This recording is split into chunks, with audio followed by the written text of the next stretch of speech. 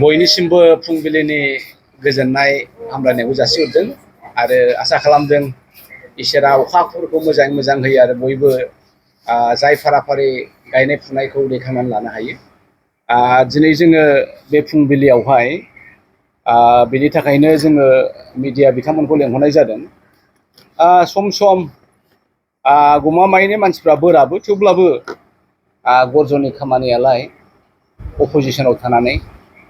आसाम प्रदेश कंग्रेस कमिटिनि खामानिया रायजो राजाखौ जोङो सम सम गोसोखांनो फिननाय, रायजो राजाखौहाय मोजाङै खोथाफोरखौ बिसार खालामनाय। दा फैबाय थानाय काउन्सिल बिसायख'थिया बारा गोजान गैथारला। मैया दाखालिसो आसामनि गिबि मन्थ्रि हिमन्त बिश्व शर्मा बिथाङा होनदों जे सेप्तेम्बरावनो जाथारनांगौ। फुजानि सिगां जोङो दैखांनो नाजादों आरो फुजानि सिगांनो रिजाल्टखौबो होनो सानदों। दा बेखौ नायोबा इलेक्सना बारा गोबाव गैथारलिया। दिनैहाय आंजों नैबे फुंबिलिनि बे प्रेस मिटआवहाय दंफायो क'क्राझार जिल्ला कंग्रेस कमिटिनिनो भाइस प्रेसिडेन्ट थामहिनबा ट्रेजारार पि.सि. चन्द्र झा आरो आखिथिं दङ क'क्राझार जिल्ला कंग्रेस कमिटिनिनो लेङाइ आफादगिरि आदा महनि चन्द्र बसुमतारी। दा बुंनांगौ बाथ्राया बेनो, हिमन्त बिश्व शर्मा बिथाङा मैया दाखालिसो थामहिनबा मास मोनसे देर मासनि सिगां माखासे खोथाफोरखौ बुंदोंमोन। बे बुंनाय खोथाफ्रा जाहैबाय जे आमी 40 ঠাইত केन्डिडेट दिया নহ'ব। नायै नायैसो जेराव जेराव बिजेपिया देरहाथारगोन बेफोरबायदि जायगायाव जोङो केन्डिडेटखौ होगोन होननानै बिथाङा बुंदों। इनि सल' मडेल आरो केन्डिडेटखौ होगोन। एखे रामथालाय हलाहल 40टा समस्तियाव होआ होननानै बुंदोंमोन। खिन्थु फैयै फैयै मास मोनसे बारनाय लोगो लोगो बिथांमोननि बुंनायफ्रा सोलायबाय थादों। हिमन्त बिश्व शर्मा बिथांनि बुंनाया सोलायदों। दिलीप शइकिया बिजेपिनि आसामनि आफादगिरि बिथांनि बुंनाया सोलायदों। दा बेखौ जोङो नोजोर होनांगोन। सोलायनाया मा? एबार आमी 40টা समस्तित 38টা समस्तित केन्डिडेट दिमे। जोङो दानिया 40टानि थामहिनबा 40टायावनो होजोबगोन। जेराव हाग्रामा बिथाङा होगोन बावहायल' होनाय नङा, जेरावहाय प्रमद बिथाङा होगोन बाहायल' होनाय नङा। हथात सोलायबाय बिथाङा। दा मास मोनसे सिगां बिथाङा बुंदोंमोन जे 40टा समस्तियाव जों 40टा सिटआव होनाय नङा केन्डिडेटफोरखौ, बिजेपिनि केन्डिडेटखौ। मास मोनसेनि उनाव बुंफिनबाय जे जोङो 40टायाव होफिनजोबनाय जासिगोन। दा मानो होनदों बेफोरखौ जोङो एसे लुबैदों आरो। खारन बिसायख'थिया बारा गोबाव गैलिया। बिसायख'थिया बारा गोबाव गैलिया। रायजो राजाफ्रा सिन्था खालामनांगोन। 1967 निफ्रायनो बर'फ्रा आन्दलन खालामदों दे। पिटिसिखौ गायसनदों बे बर'नि थामोनथाखौ दाफुंनानै लानो, मोनथायफोरखौ मोनफुंनो होननानै। 50-60 बोसोर आन्दलननि उनावहाय जोङो बिएससिखौ मोननो हादों, बिनि उनावहाय बिटिसिखौ मोननो हादों, बिनि उनावहाय थामथि एकर्ड हिसाबै जोङो बिटिआरखौ मोननो हादों। बे दावहायावहाय हाजार हाजार 5,000, 6,000, 7,000 दिनै बर' बिमा बिफा बिथांमोनहा मुंख्लं जालांबाय। दा बेखौ जोङो गोसोखांनांगोन। दा हिमन्त बिश्व शर्माया मानो खोथाफोरखौ सोलायबाय थादों? मैया दाखालिसो जुन दानाव आसाम प्रदेश कंग्रेस कमिटिनि आफादगिरि जुब नेता गौरब गगৈ बिथाङा फैदों आरो मोनसे खोथा हिमन्त बिश्व शर्मानि बाथ्राखौ बुंदों, समाल'सना खालामदों जे जोङो जेब्ला बिपिएफजों एलायन्सआव गभर्नमेन्टआव दङमोन, जोङो बिटिसिखौहाय खबजायाव दोनाखै, जोङो दखल खालामाखैमोन। We have not been controlling, capturing BTC, but we allow BTC, the Hagrama government, to grow spontaneously, autonomously, indigenously by itself. আমি দখল কৰা নাই, সেই কথাটো গৌৰৱ গগৈ ডাঙৰীয়াই কৈছিল। সেই কথাটো এতিয়া হিমন্ত বিশ্ব শৰ্মা সমালোচনা কৰিছে যে আমি দখল কৰিবলৈ অহা নাই, আমি ফ্ৰেণ্ডলি বিটিসি বাকিক বিটিসিত উন্নয়ন কৰিবলৈহে আহিছে। दा बिथाङा हिमन्त बिश्व शर्माया मोनसे खोथाखौ गोसोखांनांगोन। जेब्लानाखि बर' नेताफ्रा, बर' रायजो राजाफ्रा मोनसे खोथाखौ कनफिउज जादों आदा, जे बिटिआर एकर्डआव बिटिआर नामा मख'रनाव एकर्ड जानानै फैदों ना बिटिसिआ? बिटिसि होनबा मोजां जागोन ना बिटिआर होनबा मोजां जागोन? हिमन्त बिश्व शर्माया मोजाङै फांनायनानै होदों। আরে বাবা রাই সকল আমার বিটিআর একর্ডর নামটো বিটিআর বড়োলেণ্ড টেরিटरियेल रिजन किन्तु सरकार तो गवर्नमेंट तो बीटीसी থাকিব बडोलेण्ड टेरिटरियेल काउन्सिल हिमन्त बिश्व शर्माया रोखायै बुंबाय थामहिनबा बीटीसी एकर्डनि जे एम्स एन्ड अबजेक्टिभफ्रा बै एग्रिमेन्टनि खोथाफ्रा नाल एन्ड भइड आव थाङाखै दिफां जानानै थाङाखै जेरै दङ एरैनो दङ गवर्नमेन्टनि स्ट्राक्चारा गवर्नमेन्टनि नियम निथिया सरकारनि नियम निथिया बीटीसी बायदि थागोन आरो नामासो बिटिआर बडोलेण्ड टेरिटरियेल रिजन जागोन दिनै बिथाङा मा खालामनो नागिरखो मानो गार्जेन मिनिस्टार हरखो हिमन्त बिश्व शर्माया मानो गार्जेन मिनिस्टार हरखो बीटीसी आवहाय 1.5 बोसोर जाबाय आजिलय गार्जेन मिनिस्टारनि खारना मा जोंहा 6 शेड्यूल प्रोविजननि एकर्ड मथे बीटीसी एकर्ड मथे जोंहा गावनिनो लेजिस्लेटिभ एसेम्बलि थाबाय गावनि काउन्सिल थाबाय बे काउन्सिलरफ्रा डिसाइड खालामनानै जोङो इएमफोरनो बिभागफोरखौहाय रानै होखाबाय बेखौ नायनो थाखाय जोंहा मन्थ्रिफोर दंखायो बीटीसीनि इएमफोर दंखायो आरो बिनि सायाव यार उपरेयाव मानि थाखाय गार्जेन मिनिस्टार थाखो हैतो होइसे हिमन्त बिश्व शर्मा डाङरिया दखल बेनो जाहैबाय बीटीसीनि बिटिआर आवहाय बीटीसीखौ दखल खालामनाय बिथाङा बेखौ बुजियाखै दा बेखायनो आङो मा सानदों जायफ्रा बिजेपिखौ बिराद गोसो होदों जायफ्रा बिजेपिखौ लानानै हांफ्ला सिफ्ला जादों नोंथांमोना सिन्था खालामनांगौ जे बिजेपिया बीटीसी आव दखल खालामफैदोंसो नोंथांमोननि थाखाय आं एम्स एन्ड अबजेक्टिभखौ फरायना होनो सानदों रायजो राजाफ्रा गोसो होनानै खोनासं सम सम बावो माथो लिरमारामोनब्रा होननानै सानगोन एम्स एन्ड अबजेक्टिभ बीटीसी एकर्डनि अबजेक्टिभखौ आं फरायनि The objective of the agreement are to create an autonomous self-governing body. Autonomous self माने गाव खुंथायनि मोनसे government बानायनायसो to be known Bodoland Territorial Council within the state of Assam and to provide constitutional protection under 6th schedule to the said autonomous body in order to fulfill economic, educational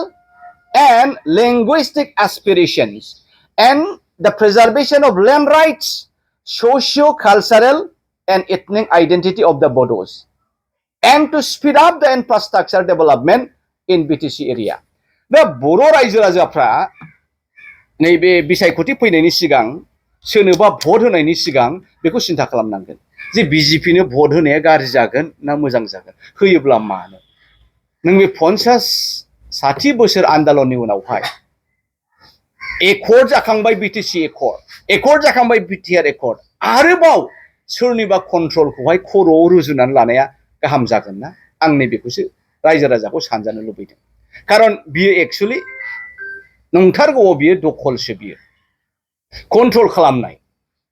मानो होनोबा दा केन्डिडेटनि बाथ्रायाव बुं 40टायाव बिथांमोना 40टाबो होजोबगोन जेराव हाग्रामा बिथाङा होगोन नङा बिनि मानिया मा नोङो सिगाङाव होनबाय जोङो जेराव देरहाथाव बाहायल' होगोन बिथांमोना दिनै टेस्ट मोनबाय ओहो बीटीसीखौ नागारजानाय नङा हाग्रामाजों लोगो जाबाय हाग्रामाखौ जोगारबाय प्रमदजों लोगो जाबाय गभर्नमेन्ट दाबाय 5 बोसोर जोब्बायानो दिनै प्रमद बर'खौ बिथाङा जोगारलायबाय बिथाङा मा होनबाय जोङो बिपिएफखौबो लाफागोन जोङो इउपिपिएलखौ लाफागोन जोङो डक्टर आब' अनजालिनि एपिबिखौबो जोङो लाफागोन मैया दाखालि होनबाय बियो मास मोनसे मोननैनि सिगां जे बीटीसीआव मोनसेल' पार्टी थानाया बर' जनगोष्ठीनि थाखाय मोजां आरो नै दिनै होनफिनलायबाय मोनथामखौबो जोङो ज' लानानै जोङो सासन खालामगोन दा बिनि उद्देश्यआ मा रायजो राजाफ्रा मिथिनाया खोब मोजां हिमन्तआ बीटीसीखौ कन्ट्रलसो खालामदों बीटीसीखौ सेफिनोसो नाजादों दा आं बेखौनो बुंनो सानदों रायजो राजाया सिन्था खालामदो एबारावहाय इलेक्शना बारा गोजान गैथारलिया रायजो राजाया बिपिएफजों इउपिपिएलजों ज' जानो थोनाय बाथ्रायाव आहा दिमत गैया किन्तु बियो सम्भबबो नुवाखै किन्तु नोंथांमोनहा आं बेखौनो बासिनो सानदों दिनै बुंनो सानदों जे बिजेपिया दखलसो खालामो नाथाय कंग्रेसआ खालामाखै गौरब गगैया बे खोथाखौ होनदों जे जोङो जेब्ला बिटिसिआव हाग्रामाजों दंमोन जोङो हाग्रामाखौ एखेबारे गाव हारसिङै आबुं भाबै खुंनो थाखाय जोङो सुबिदा होदों आरो मालाबाबो खालामा कंग्रेसआ बिटिसि दखल मालाबाबो खालामा जायखौ जोङो मिथिबाय सोरजिनायखौ गौरब गगैया तरुन गगै बिथाङा बिटिसिखौ सोरजिना होदों आरो बे समाव हिमन्त बिश्व शर्मायाबो गावबो दंफाखायोमोन दिनै गावनो सोरजि गावनो भंग खालामबा बोरै जागोन दा बेखिनि खोथाखौनो आङो रायजो राजाखौहाय समाल'सना गुवारै बिजिरनाया मोजां जे जोङो हिमन्त बिश्व शर्मानि बिजेपिनि मथि गुथिखौ मोजाङै नायबिजिरनानै एबारनि फैबाय थानाय काउन्सिल बिसायख'थियाव भट होनाया मोजां जागोन आरो सोरखौ गभर्नमेन्ट लाबोयोबा मोजां जागोन आरो सोरखौ लाबोआबा मोजां जागोन बेखौबो सिन्था खालामनांगोन आं बेखिनिखौनो खावलायनो थाखाय ना बेयो बेखौनो आं होनबाय थादों जे आलादा आलादा गेलेनायनि मा खारन थाखो गभर्नमेन्टखौ बिथांमोना जयैनो खालामबाय बिधान सभायावबो बिथांमोना जयैनो गेलेबाय जयैनो देरहालायबाय लकसभायावबो बिथांमोनहा जयैनो गेलेबाय जयैनो देरहालायबाय काउन्सिल इलेक्सनावबो बिथांमोना जयैनो गेलेदों जयैनो देरहादों आरो दा मानो आलादायै खालामनांगौ दा बेनि खारना बेनो जे बिजेपिआ ओरैबायदि मोनसे एंगेलखौ नुहुरदों बिपिएफआबो आलादायै गेलेयोबा इउपिपिएलआबो आलादायै गेलेयोबा आरोबाव बर'नि भटखौहाय एपिबिआ जुदि बोखावबावोबा बिजेपिआ मेजरिटि सिट मोनगोना बेयो रोखा जानानै दङ दा बेखौ नुहुरखाबाय नालाय अब्ला होमबा जों बे चान्सखौ मानो नागारनो दा बेवहायनो जोङो बिजेपिनि मटिभखौ हिमन्त बिश्व शर्मानि थाखोमानाय उद्देश्यखौ जोङो नुनो मोनबाय जे बिजेपिआ हिमन्त बिश्व शर्माया बिटिसिआवहाय बर'फोरनि अट'नमास गभर्नमेन्टखौ दानायखौ लुबैयाखै बर'फ्रा गावसोरनो गावसिनि आथिङाव गसंनानै डेभेलपमेन्ट खालामनायखौ लुबैयाखै बर'फ्रा गावसिनि सिनायथिखौहाय दाथि खालामजानायखौ बिथाङा लुबैयाखै जोंनि कालचार जोंनि मावनानै दांनानै जानाय जारिमिनारि बाथ्राफोरखौहाय गायसननायखौ हिमन्त बिश्व शर्माया लुबैयाखै गोदो जेरै आसामनि कन्ट्रलाव दंमोन बेखौनो बिथाङा लांफिननायनिसो सेर फाखायनानै दङ दा बेखौनो जुदि जोङो मिला मिसा आसाम गभर्नमेन्टजों जुदि जोङो सरकारखौहाय लुबैमारदोंब्ला गोदो जेरै दङ होमबा मानोथो एफा गोबाव आन्दलन खालामखो मानोथो एफाबां ब्लाडशिट जाखो मानोथो बिएलटि मानोथो एनडिएफबि मानोथो एबसु थाखो दा बेखिनिखौ जोंनि रायजो राजाफ्रा साधारनै बिजिरनो हानाया खोब दरखार बियो डाइरेक्ट इउपिपिएलजों जे एलायन्स गभर्नमेन्ट बेनि इन्टिग्रिटिखौ कुइसन खालामदों प्रमद बर'खौ बे काउन्सिलनिनो सिएम बानायबाय प्रमद बर'आ गावनि इएमफोरखौ लानानै गभर्नमेन्ट दागासिनो दङ बिथाङा इएमफोर दङ गावसिनि एसेम्बलि दङ समाल'सना खालामनो बिजिरनो थाखाय बाय हिमन्तआ माबे उद्देश्यनि थाखाय बाहाय सानबा मिशन लानानै बिटिआर मिशन लानानै फैदों बियो बिटिआर मिशन नङा बियो काउन्सिल इलेक्शननि मिशनखौ लानानैसो सानबा बोरै दाजाब दानख' खालामबा जोङो बांसिन सिट मोनगोन बोरैहाय प्रमदखौ थगायनो हागोन बोरैहाय हाग्रामाखौ थगायनो हागोन बावहायनो बिथाङा बेखौसो लानानै सानबानि मिशन लानानै फैबाय थादों दा बे खोथाफोरखौ लानानै हाग्रामाया खुसि आवगायावबो खुसि लकसभानि सिगां जि रुमबां हाजार हाजार जइन खालामदों बागुरुम्बा मोसालाय बाज्ल'लाय पिकनिक जालाय